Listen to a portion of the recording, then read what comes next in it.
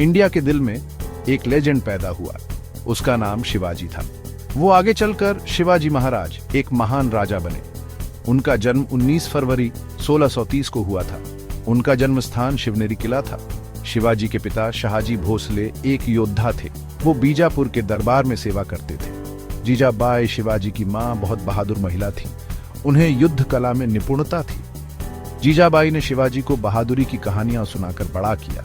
उन्होंने शिवाजी के मन में अपने वतन के लिए प्यार भरा। जवान शिवाजी वीरता की कहानियों की तरफ आकर्षित होते थे। उन्होंने तलवारबाजी और घुड़सवारी सीखी। डेक्कन का ऊबड़ खाबड़ इलाका उनका प्रशिक्षण मैदान बन गया। उन्होंने प्राचीन किलों की खोज की। उन्होंने एक स्वतंत्र देश का सपना देखा। 17वीं सदी में इंडिया कई टुकड़ों में बंटा हुआ था। शक्तिशाली मुगल साम्राज्य अपना दायरा बढ़ा रहा था। विदेशी ताकतें इसकी दौलत पर कब्जा करना चाहती थीं। लोगों को एक नेता की तलाश थी। उन्हें किसी ऐसे व्यक्ति की जरूरत थी जो अत्याचारी शासन को चुनौती दे। शिवाजी ने किशोरावस्था में ही अपनी प्रजा की नब्ज पहचान ली थी। वो सिर्फ 16 साल के थे जब उन्होंने अपना पहला कदम उठाया। साल 1646 था। शिवाजी ने अपने कुछ अनुयायियों के साथ तोरणा किले पर कब्जा कर लिया। बीजापुर के कब्जे वाला यह किला एक प्रतीक बन गया। इसने उनकी बगावत की शुरुआत को चिह्नित किया। शिवाजी के साहसिक कार्य की खबर जंगल में आग की तरह फैल गई। वो जवान थे, लेकिन उनकी बहादुरी लोगों के दिलों में बस गई। ज्यादा से ज्यादा लोग उनके झंडे तले इकट्ठा होने लगे। उनकी छोटी छोटी जीत ने एक बड़े सपने को हवा दी, एक मराठा साम्राज्य का सपना जो विदेशी शासन से मुक्त हो। हर गुजरते साल के साथ शिवाजी की कहानी बढ़ती गई। उन्होंने बीजापुर की ताकत को चुनौती दी। उन्होंने दुर्जय मुगल सेनाओं का सामना किया। हर लड़ाई उनकी रणनीतिक प्रतिभा की परीक्षा थी। 1646 में रायगढ़ की लड़ाई एक मोड़ थी। शिवाजी की सेना ने बीजापुर के सेनापति मुल्ला अली को हरा दिया। रायगढ़ किला एक मजबूत गढ़ शिवाजी के कब्जे में आ गया। बाद में यह उनकी राजधानी बना। जीत का सिलसिला जारी रहा। तोरणा, तंजावुर, कल्याण, हर लड़ाई ने शिवाजी के ताज में एक नगीना जोड़ा।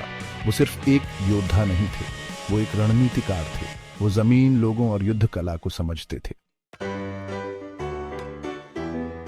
भाग 4, बाघ और शेर। शिवाजी के कई दुश्मनों में अफजल खान सबसे अलग था।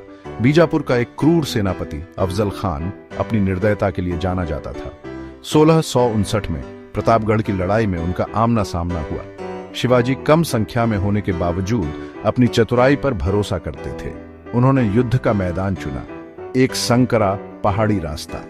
कहा जाता है कि वे संधि के लिए मिले थे, लेकिन जो संघर्ष हुआ उसमें शिवाजी ने अफजल खान को मार डाला। प्रतापगढ़ की जीत एक महत्वपूर्ण मोड़ थी।